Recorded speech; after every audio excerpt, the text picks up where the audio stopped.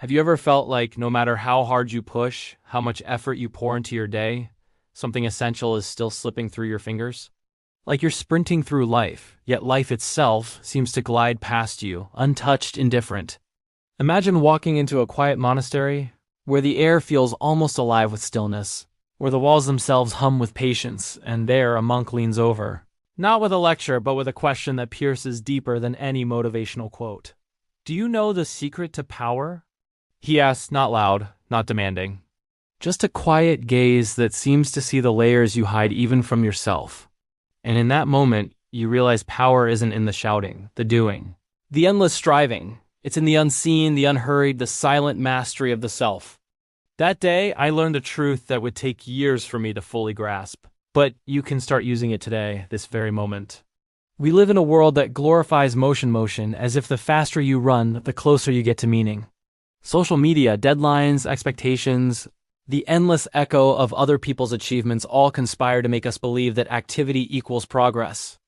But what the monk showed me is that true power often moves in stillness, in patience, in the invisible currents beneath our frantic surface.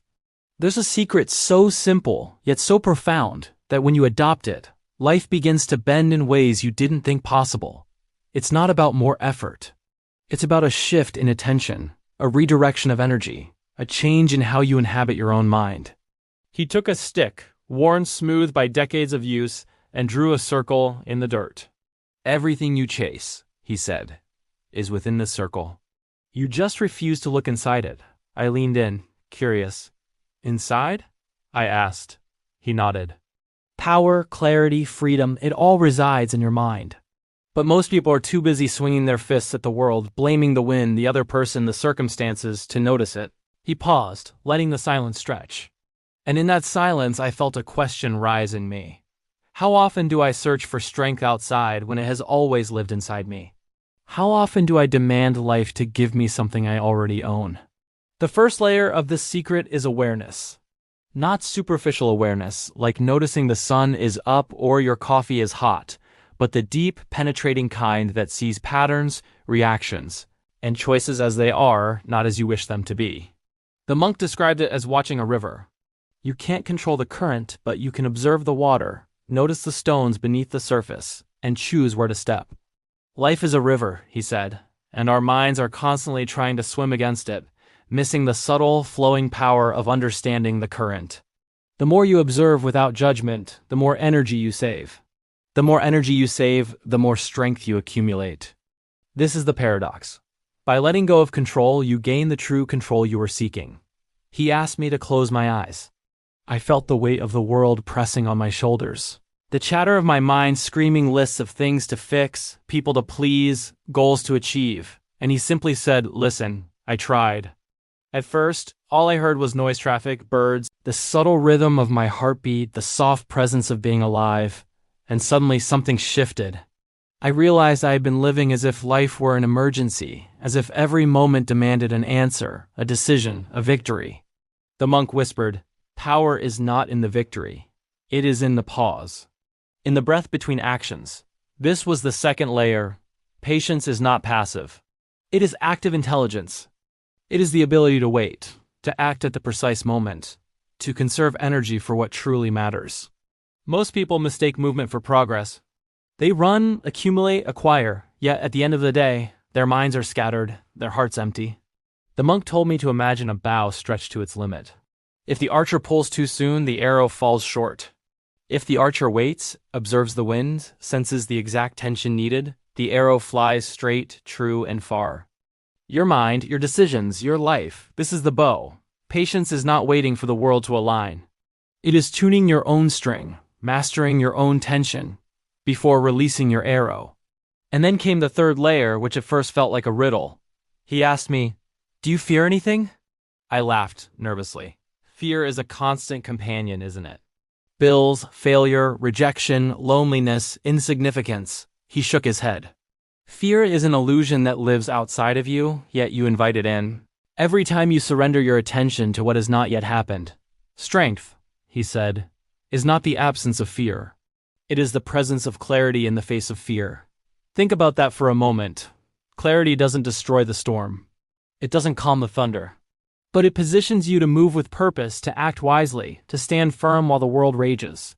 Strength is not the denial of fear, it is the dance with it, the ability to act not despite fear, but through it with understanding. He then led me to the garden. Rows of plants, each carefully nurtured, each growing at its own pace. Notice them, he said. They do not compete. They do not rush. They simply become what they are meant to be.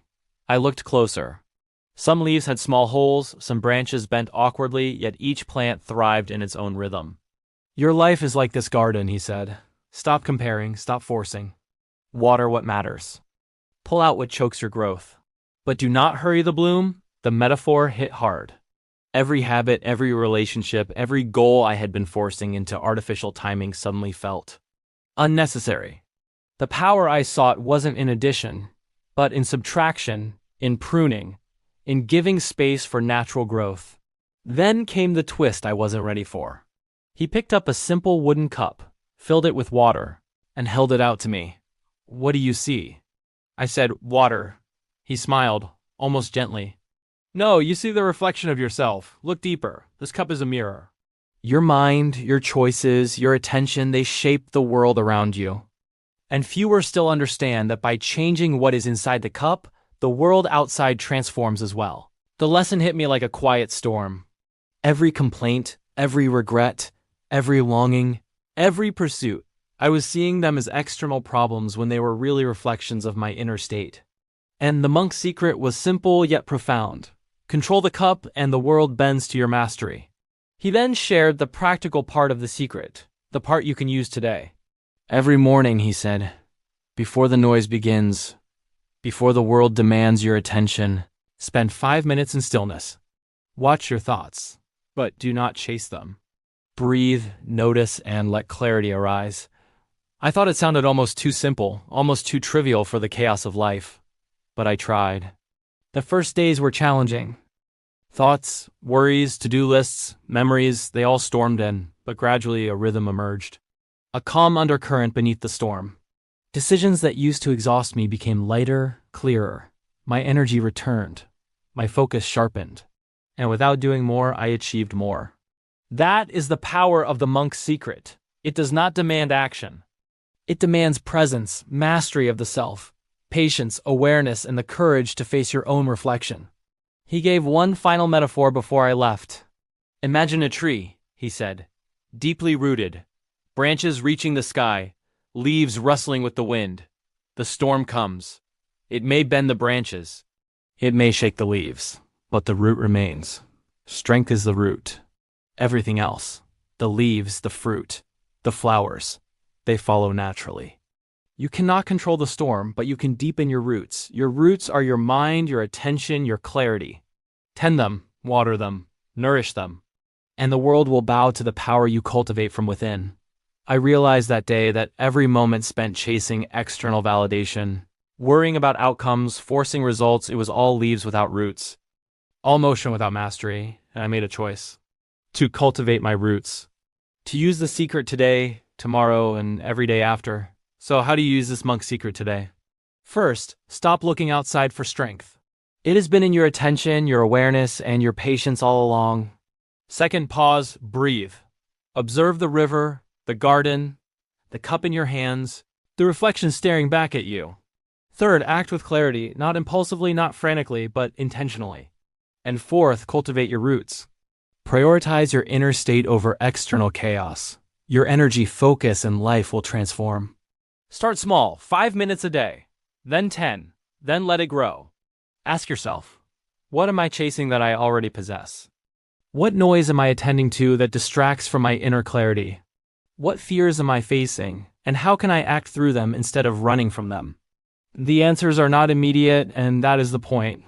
Growth, mastery, true power. It is cultivated, nurtured, and harvested in time. Every thought you observe, every pause you take, every breath you notice is a seed planted in the fertile soil of your mind. And here is the twist. The beauty of this secret is that it doesn't just change you. It changes how the world responds to you. When you are rooted, present, and clear, opportunities that once passed unnoticed now emerge. Conversations become more meaningful. Decisions become lighter. Your relationships deepen, not because you try harder, but because you show up fully. You become magnetic, not through force, but through quiet mastery. The monk smiled and said, "The world cannot resist presence. The universe bends to those who are rooted in themselves. Today you can start. Find your cup, your garden, your river. Observe it. Tend it. Root yourself. Let patience, awareness, and clarity become your companions. Let the storm come, let the chaos rage. You will remain anchored. And in that anchoring, you will discover a power you didn't know existed, a power that moves silently, like the roots of a tree underground shaping everything above without noise or struggle. The secret is not mysterious, it's simple, it's available. It's yours today. So I leave you with this. Don't chase power. Don't chase results. Stop. Observe. Root. Breathe. Act with clarity. Tend your inner garden. Let your reflection guide you. Let patience be your sword and awareness your shield. Start today, even if it's for 5 minutes. And notice the subtle shifts, the ripples in your life, the quiet authority that emerges when you stop struggling and start mastering yourself. If this message resonated with you, take a moment now to reflect. What is one small action you can take today to root yourself, to cultivate your inner clarity? Share it in the comments below. I'd love to hear your reflections. And if you want more insights like this, stories that dig deep into the mind, the heart, and the soul, make sure to like this video and subscribe to Echoes of Greatness. Together, let's explore the hidden currents of life, the secrets that monks, philosophers, and thinkers have uncovered across time, and learn to live not just with motion, but with meaning, mastery, and inner strength.